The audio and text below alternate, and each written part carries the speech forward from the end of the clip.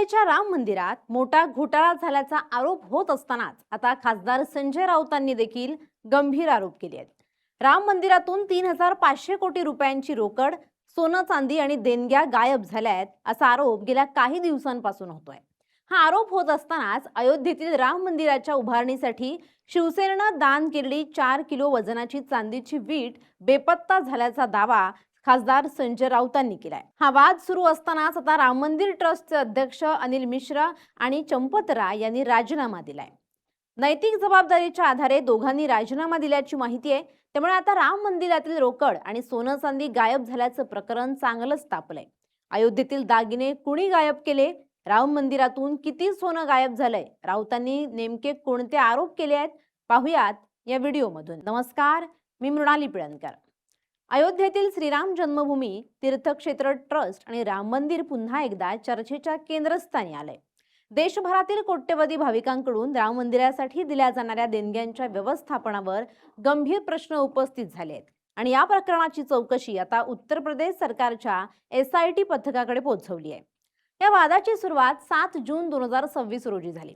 राम मंदिरातील देणगी व्यवस्थापनात गंभीर अनियमितता झाल्याची माहिती समोर आल्यानंतर उत्तर प्रदेश सरकारने या संपूर्ण प्रकरणाची दखल घेत 3 सदस्यीय विशेष तपास पथकाची स्थापना केली। मंदिरात भाविकांकडून दररोज मोठ्या प्रमाणावर जमा होणारी रोकड, सोनं चांदी आणि इतर मौल्यवान वस्तूंची मोजणी, त्याची नोंद, बँकेत जमा करण्याची प्रक्रिया, लेखा प्रणाली आणि सुरक्षेची यंत्रणा या सर्व बाबींची चौकशी करण्याची जबाबदारी ही SIT वर सोपवण्यात आली आहे। या प्रकरणात सर्वाधिक चर्चेत राहिलेला मुद्दा कोणता आहे तर 3,500 कोटी रुपयांचा आकडा। सोशल मीडियावर आणि विविध राजकीय वक्तव्यांमध्ये राम मंदिरातून 3,500 कोटी रुपयांची रोकड, सोनं चांदी आणि देणग्या गायब झाल्या असा दावा करण्यात आला। मात्र अधिकृत अद्याप असा निष्कर्ष नोंदवण्यात आला नाहीये। प्रत्यक्षात हा आकडा मंदिराला विविध माध्यमातून प्राप्त झालेल्या देणग्यांच्या मूल्यांशी संबंधित असल्याचं मानलं जातंय।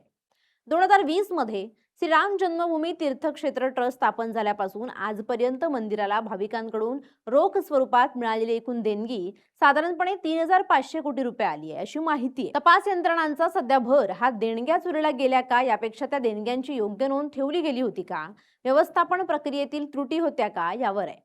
तसंच मंदिरातून 200 कोटी रुपयांच्या कथित चोरीचं प्रकरण आता लखनौ हायकोर्टात पोहोचले। याचिकाकर्ते वकील मोतीलाल यांनी योगी सरकारवर ट्रस्टच्या वरिष्ठ अधिकाऱ्यांचं संरक्षण केल्याचा गंभीर आरोप केलाय। विशेष तपास पथकाचा तपास पूर्ण होईपर्यंत ट्रस्टचे अधिकार आणि बँक खाती तात्पुरती गोठवण्यात यावीत अशी मागणी ही याचिकेत करण्यात आली आहे। SITने प्राथमिक तपास पूर्ण केल्यानंतर 23 जून रोजी सरकारकडे अहवाल सादर केला आणि या अहवालाच्या आधारे ट्रस्टचे सदस्य कृष्ण मोहन यांनी पोलिसांकडे तक्रार दाखल केली आणि त्यानंतर FIR नोंदवण्यात आला। या गुन्ह्यात ट्रस्टचे महासचिव चंपत राय यांना चालक, देणगी व्यवस्थापनाशी संबंधित कर्मचारी आणि काही अन्य व्यक्तींसह एकूण 8 जणांना आरोपी करण्यात आलं। पोलिसांनी या सर्व आरोपींना अटक केली आणि त्यांची चौकशी सुरू आहे। या प्रकरणात भ्रष्टाचार प्रतिबंधक कायद्याची कलमं लावण्यात आल्यामुळे देणग्या मोजण्याच्या आणि बँकेत जमा करण्याच्या प्रक्रियेत सहभागी सरकारी अधिकारी किंवा कर्मचाऱ्यांवरही पुढील काळात कारवाई होण्याची शक्यता व्यक्त केली जाते। विशेष म्हणजे सुरुवातीला SITच्या प्राथमिक अहवालामध्ये ट्रस्टचे महासचिव चंपत राय, ट्रस्टचे अध्यक्ष डॉक्टर अनिल मिश्रा आणि बांधकाम प्रभारी गोपाळ राव यांच्यासह काही वरिष्ठ पदाधिकाऱ्यांच्या भूमिकेवर प्रश्न उपस्थित झाल्याची चर्चा होती। मात्र प्रत्यक्षात दाखल झालेल्या FIR मध्ये या तिघांची नावं आरोपी म्हणून समाविष्ट करण्यात आलेली नाहीत। तरीही ट्रस्टच्या सर्वोच्च पदांवर कार्यरत असल्यानं नैतिक जबाबदारीचा मुद्दा पुढे आला आणि त्यानंतर डॉक्टर अनिल मिश्रा आणि चंपत राय यांनी आपल्या पदांचा राजीनामा दिल्याची माहिती समोर आली आहे। या घडामोडीमुळे राम मंदिर ट्रस्टमध्ये मोठी खळबळ उडाली आहे। या राजीनाम्यांकडे नैतिक जबाबदारी स्वीकारण्याचं पाऊल म्हणून पाहिलं जात आहे। या प्रकरणात राजकीय आरोप प्रत्यारोप सुद्धा तीव्र झाले। आम आदमी पार्टीचे खासदार संजय सिंह यांनी या प्रकरणात ट्रस्टच्या वरिष्ठ पदाधिकाऱ्यांची ही चौकशी करण्याची मागणी केली आहे। त्यांनी अयोध्येतील कथित जमीन व्यवहारांशी संबंधित काही कागदपत्र SITकडे सुपूर्द केल्याचा दावा केलाय। त्यांच्या मते देणगी गैरव्यवहाराबरोबरच जमीन व्यवहारांचाही तपास होणं आवश्यक आहे। प्रमुख आरोपींची नावं FIR मध्ये का नाहीत असा सवालही त्यांनी उपस्थित केला। सर, आज 8 थाना रामनगर उसमें चंपत राय का नाम है। ये नाम नहीं खुल करके आया, लेकिन टिन्नू यादव जी का नाम बताया जा रहा है। चंपत राय का नाम है कि नहीं है? तो मुख्य चोर तो वही है, तो पहले पता कर लीजिए उसका नाम है कि नहीं है। अनिल मिश्रा का नाम है कि नहीं है। गोपाल राव का नाम है कि नहीं है? जो बड़े चोर हैं उनका नाम है कि नहीं है एफआईआर में? पहले कागज मिल जाए तब बताएंगे आपको। लेकिन बताया जा रहा है कि टिन्नू यादव जी का नाम है और ऐसे कोई बताया जा रहा पे मैं काम आपको बयान नहीं दे सकता।